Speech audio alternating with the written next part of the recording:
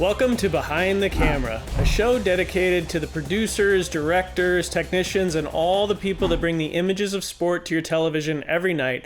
I am your host, Uncle Jesse. On today's show, I welcome in Mike Fox. He's the director for the Chicago Cubs, and he's done a bunch of sports over the years. He lives in Colorado with his family. How you doing? Good. What's up, Eric? How are you? I'm doing well. So, this crazy business that is sports, how did you get into sports television? Well, I was hoping to be a college athlete. I played hockey my whole life growing up, and I went to UNH, University of New Hampshire, and I was hoping that I could play hockey there, but an injury sort of ended that chance. So I started kind of dabbling at the PBS station there right on campus, but one day I had run into the producer for UNH hockey games for that PBS station. I used to cover the games. And it was a student-run production, but none of the students knew hockey. They couldn't follow the puck to save their lives. So I actually offered my services. I said, I guarantee you I can follow the puck better than those guys because I at least know the game. I know the flow of the game. So she took me up on it and taught me how to run camera, and I started running game camera for college hockey games. That's how I started. So tell me about your first freelance gig ever. Well, the first TV job I ever did was a pledge drive for PBS. I was running camera. And man, I was terrified being behind that camera. That was even before I did the UNH hockey game. Didn't know what the heck I was doing. Had no idea who that guy was in my ear talking to me the whole time. I couldn't have been more green. But my actual first freelance gig, which is kind of funny, was I was a utility for an NHRA drag race. And nothing I had ever done before. I'd never pulled cable before. And they stuck me with the handheld guy at the start line. Oh no, right between the engines? Oh man. So I'm pulling cable for this guy, and he's going up the side of one car, down the other side. And then when they get ready to take off, he just told me to freeze. And I froze. And when those things took off, I felt all my organs shutting down. Yeah, it feels like you're in a meat grinder. I had no idea that was going to happen. It was crazy. It was so exciting to be a part of something and be right there. And it totally hooked me right from that moment. Oh yeah. I mean, it's probably not the safest place to be, but there is something amazing when those engines fire up down there and you just feel everything inside of you kind of squeeze a little bit. Yeah, totally. Scared the hell out of me. So how did you get into technical directing? That's actually a pretty funny story too. We had just moved to Denver, and I'd gotten the job of working visiting feeds for Colorado Rockies baseball. And back then there was a company called John Crow Productions that was out of Texas that they actually had the rights to the away feeds at Coors Field. So I was working for John Crow Productions, doing tape. That was back when I was a tape guy. And I did the summer of 96. And I could not have been more bored running tape for baseball. And that was back in the 1-inch days, right? Where you're doing replays by hand, and there's no EVS, there's no editing, nothing like that. So I was so bored by the end of that summer. And I don't know if you remember back then, a guy named Sean McStay, who eventually became an engineer for Mobile TV Group.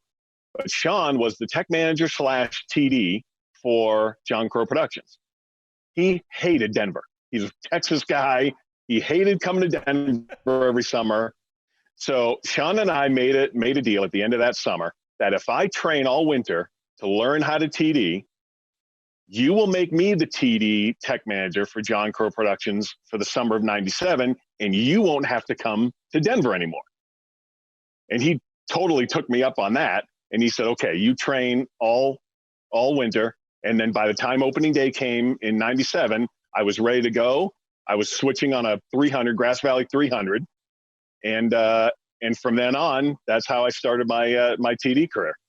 Grass Valley 300, I barely remember that. That was way early in my day. So right. I started on a Calypso. I mean, I started way late. So I wish I would have started on a Calypso. Well, I started on a 250, but I was just doing cuts and dissolves back then. So fast forward to 2002, and you're doing the Olympics in Salt Lake. Tell me about that. Yeah, that was really cool. I'd started doing some work for NBC in early 2000s. I was doing some golf. I I was doing some ski racing, I was doing some stuff. And then a guy named John Shannon, who's a longtime producer for Hockey Night in Canada, ended up getting the gig to direct hockey for the Olympics for NBC.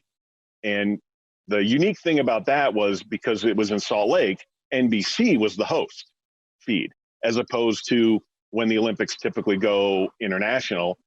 There's a international feed that's the host feed, and then NBC takes some feeds. So instead, we were the host feed, and John Shannon, I'd worked with doing some stuff with Hockey Night in Canada, and he called me and he asked me if I'd be willing to be his TD. So I said, sure, why not? So that was an amazing experience, and we ended up, having one of the greatest Olympic hockey moments in at least U.S. and Canada history, because it was the men's final, U.S. versus Canada. Canada wins, and it was a huge celebration, even though it was on U.S. soil, but it was still an amazing game. And that was the year that they buried the Looney under center ice, which is kind of a cool story. And then they ended up digging that up during the celebration after they'd won the gold medal. That is a great story. I'll have to go look that one up. I don't remember that. I was in, I don't remember what I was doing in 2002, but I do remember those Olympics quite well. The previous year, the world started transitioning to high definition television, and you were kind of on the ground floor of HDNet, which was kind of the first full HD network started by Mark Cuban. Tell me about that experience. Yeah, I actually got contacted by Phil Garvin, who's the owner of Mobile TV Group. He's the one that partnered with Mark Cuban to start the network. Phil worked on the technical side, and Mark kind of was the marketing guy and obviously the investor. So we launched the network in I think it was September 2001, and it was actually right before September 11th. And we launched. We were doing a baseball game at the Texas Rangers, first ever HD baseball game, and Mark Cuban was sitting right next to me during the whole show. And he could not have been happier. He was like a kid in a candy store, because he'd always wanted to be a part of television production, but he never really was. So he just loved it. Loved being in the truck. Loved sitting next to me. Obviously, he's a high energy guy. He was a lot of fun to work with for those years I was there. Well, and I remember those HDNet trucks were pretty small too. They were little straight body trucks. So there must not have been a whole lot of room up front. Because if I remember right, the tape operator was only a row or two behind the TD. I mean, he sat right behind the TD. Yeah, it was all. Yeah, right it was cool because we were just a one man band. So it was producer director was one person. That was me. So there were two spots open in the front bench. It was sort of a producer station, a director station, the TD. So Mark just sat in the producer station the whole time, and yeah, it was fun. We had a good time starting that network and sort of being the tip of the spear of high definition. Oh yeah, I remember doing a lot of experimental stuff. The MAV was kind of new at the time, so you could have HD replays, and yeah, I remember those early HDNet shows. What was your... The Snell and Wilcox switcher, remember that? Yeah, barely. Yeah, I've tried to forget that switcher, actually. Yeah, I know, right? What was your first directing gig? Kind of, how did you transition from technical directing to directing? I think that was HDNet. I was the main TD for most of the Denver sports. So I was working under a guy named Ken Miller, who was the director for Rockies and Avalanche, and then he became the executive producer of Fox Sports Rocky Mountain. And when he became the EP, he had actually brought me on as the Rockies producer.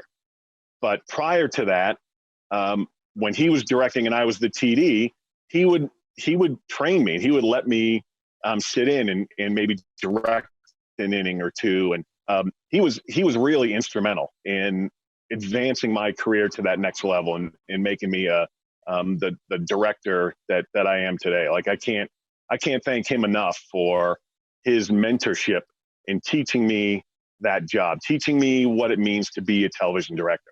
That's great. Yeah, we all need those people. I mean, I count you as one of those people in my life that's been instrumental in kind of helping me get over the hump into the directing chair and learning baseball and hockey. And I mean, There's nothing better than directing baseball. Like, I love hockey, but baseball is such a ride. Speaking of rides, 2007, I remember it's September. It's like first weekend of September. You guys come to Arizona. I'm still working visiting shows at the time, and your EVS operator was off doing college football, so I filled in. And I remember the joke the whole weekend. I think we won Friday, I maybe lost Saturday, won Sunday, but the joke the whole weekend was, hey, we only need to win 19 of the next 20, or it was one of those, like, it was statistic, so you're saying there's a chance, like, mathematically possible.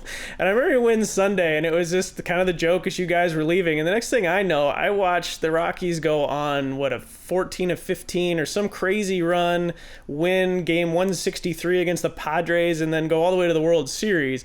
That one sticks out in my mind because of all the joking we had early in September. But what was that run like for you when it started feeling a little real? Yeah, it was kind of the same for us. Every time we would reach a new milestone, like, we swept the Dodgers in Dodger Stadium. So we just kept saying the whole time, like, there's no way that we can sweep 2 series in a row. There's no way you can win 12 games in a row. There's no way we can win 15 in a row. Like, every day, it just kept becoming, that was the joke. Is that right, that's what I remember. There's no way we can win today because we've won the last 12. There's no way we can win again today. We've won 17 in a row. We just kept waiting for eventually the shoe to drop, and it just never did. And I think it came down to that Arizona series right before the end of the season, and we had to win all 3 to win out. And it was because we lost one of those games that it forced the game 163 against the Padres. And initially, we were pissed that we didn't have the rights to cover that game because TBS had the rights to game 163.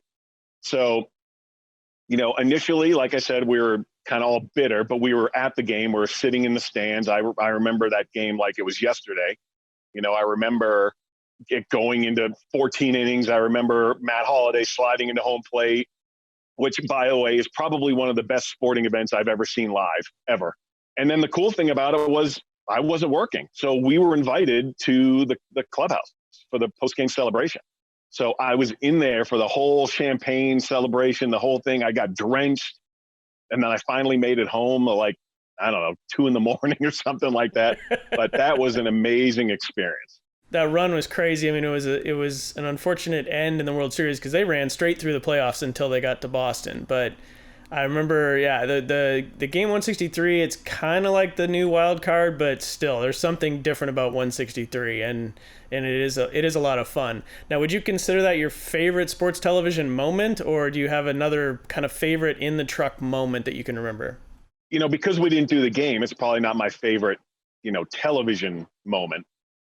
I think the Olympics was probably pretty cool, and then we ended up going on to win the National Emmy for that broadcast, which was really cool. It's the only National Emmy I have, but I don't know, just something about being a part of that broadcast and being a part of it. It was my first Olympics, and even as a technical director, that was pretty amazing being a part of that Olympics.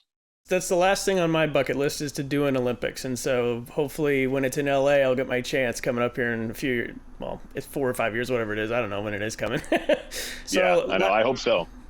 Thanks for stopping by today. I appreciate it. Hopefully we'll see you in a TV truck soon. Yeah, I hope to see everybody soon in a TV truck. All right. You stay safe. You have a good one. All right. Thanks, man. You too. To watch past episodes or for more information on today's show, visit BehindTheCameraPodcast.com, and we'll see you next time.